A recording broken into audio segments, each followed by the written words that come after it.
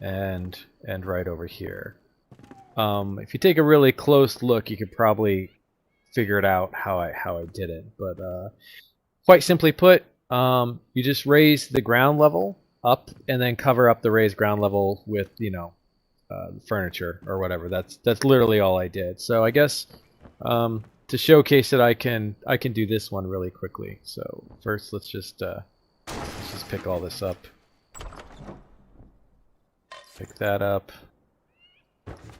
And I guess let's just pick that one up. Okay. Not sure. It's been a hot minute, but I'm pretty sure all you need is your little tool here. And probably some dirt. Let me just make sure I've got some dirt on me. Yeah, there's some dirt in here I could just borrow really quickly. Don't mind me.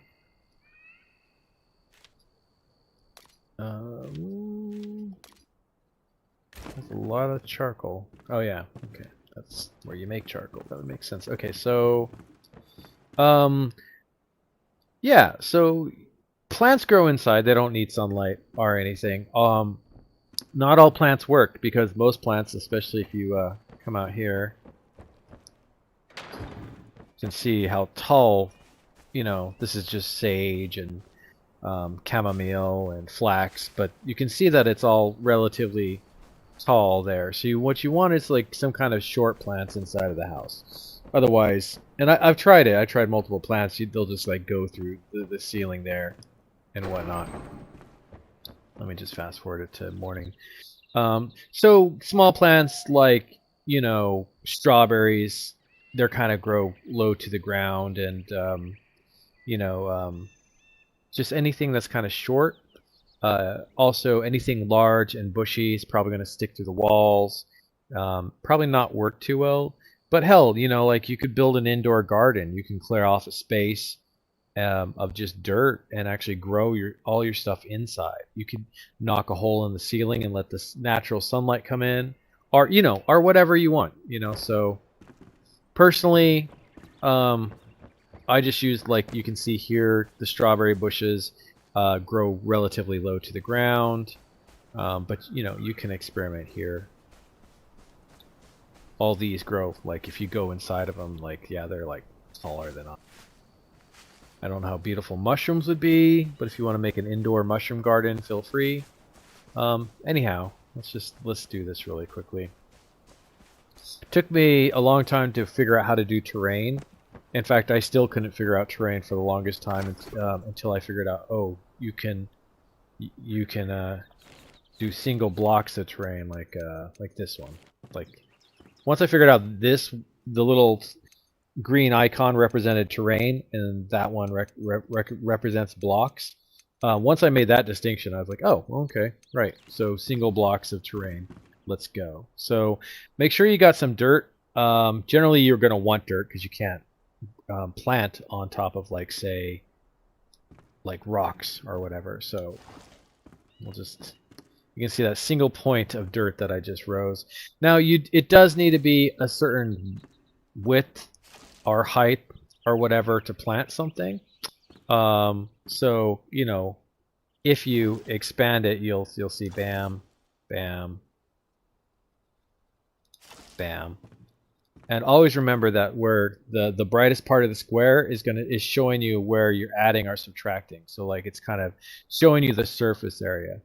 So if I bop it off, it's gonna chisel through there, and if I add it on, it's gonna add it on there, like that. Okay. Right off the gate, I don't know if this is enough to plant a seedling in. We could always test that out by grabbing some seedlings here in my kitchen. Kitchen/garden. Oh, these are not. Those are seedlings. Nice turnip. Beet seedlings. I don't know if beets would work, but because we're just simply testing this, we can grab. That's fine. We can just grab beets and see if that works. Let's put the beets somewhere. Put them down here. That slice of meat.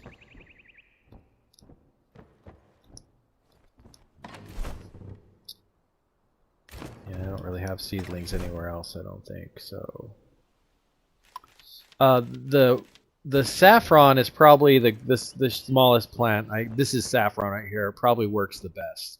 I don't have any saffron seedlings right now. Over here it's saffron and strawberries, but because this is simply a test, we'll just use whatever we got. Yeah, so one, make sure you're not standing too close to it, otherwise it's not going to work. And even though it's blue, sometimes it won't work. Like you'll plant it and it will disappear. So if you do plant it and it remains, like that one remained, then it's got a good like grasp in there and stuff. I guess we'll just leave it at that, since we're just doing a test here.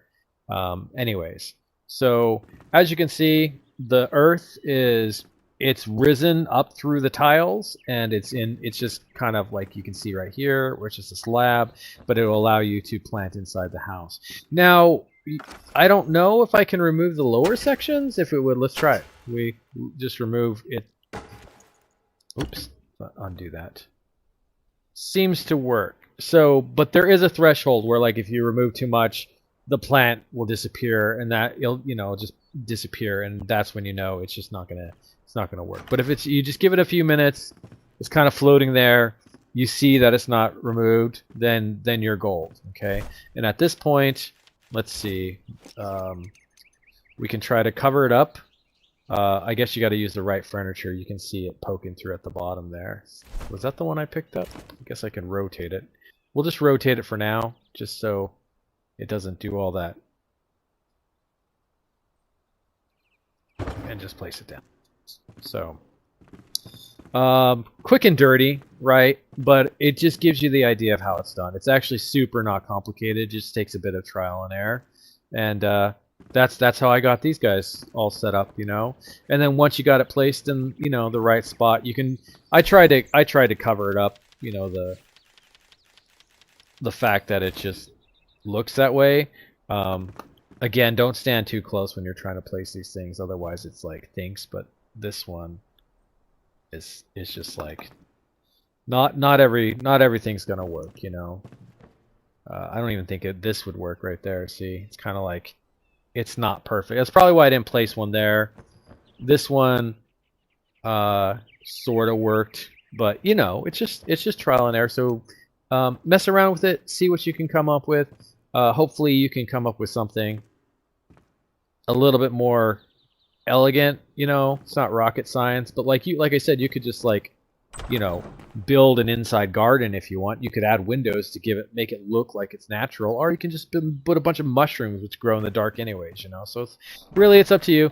Anyways, I wasn't going to stream all that much. I just wanted to show you guys this quick little thing and give it a few days, because, you know, when they're planted as seedlings, it's going to take them to grow fully mature, and when they're fully matured, that's when you know whether it's going to work as an inside plant or not. And you know, so you could probably come up with better ways of doing this, and better looking ways of doing it. Maybe putting them in a bathtub, for instance, you know, because you can't actually use the bathtub, but if you filled it with flowers and stuff like that, that would be really neat. You know what I mean? So like, our inside of the sink, because the sink already has this bowl inside of it, you know. So like, if you can get that to work.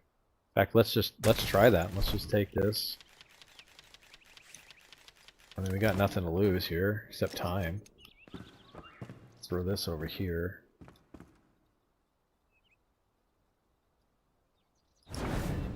Oops. Here, let me just. Don't chop down the house. Spent so much time building this thing. Okay, here we go. This is more of an idea here for you guys, like this. You know, obviously you'd probably want to fine tune it so that it's like set deeper into the ground there. See, that's not too bad. That's you know, so just play around, see what you can get to work. It's all about you know, creativity and trying to see what works and what doesn't. And that may work and that may not work. So I hope this helped you figure out how to do these little indoor plants. You know, generally you're going to want to space them out, not have them all crammed in there, you know, look like a crack house or something. But yeah, let me know how that goes for you guys. I hope that's helpful. And then till the next time, I'll catch you guys later.